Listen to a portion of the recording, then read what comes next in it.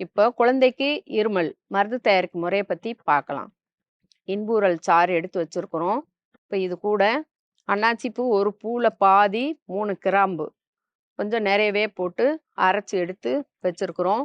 இது ரெண்டுமே கலந்த பொடி ஒரு சிட்டிகை கூட சேர்த்துக்கிட்டா போதும்.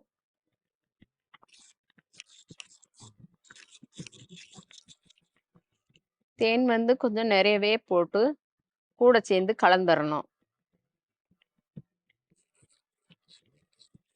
குழந்தைக்கு நல்லா நாக்குல வந்து தொட்டு தொட்டு நல்லா கையில சுவைச்சு சாப்பிட்ற மாதிரி இந்த இங்கு பிள்ளர் அந்த மாதிரி இருக்கிறதுல எல்லாம் சங்குல எல்லாம் வச்சு ஊற்றுவாங்க. தேன் கலந்த எந்த மருந்துமே வந்து அந்த மாதிரி கொடுக்கக்கூடாது.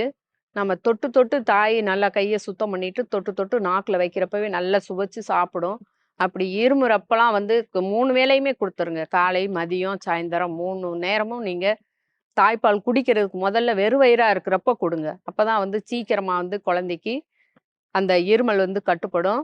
இருமல்ன்றது அதுக்கப்புறமே வரவே வராது. நோய் நோய் எதிர்ப்பு சக்தியை வந்து குழந்தையில நாங்க 30 நாள் மூலிகை மருந்துல வந்து இதுவும் ஒரு மருந்தா சேர்த்து கொடுத்துருவோம். அப்படி இருக்கிறப்போ வாழ்நாள் முழுக்க அந்த குழந்தைங்களுக்கு ஆஸ்துமா அந்த மாதிரி நோய்கள் சம்மந்தப்பட்டதெல்லாம் வராது. நரம்பு அப்பவே வலுப்படுத்திரும்.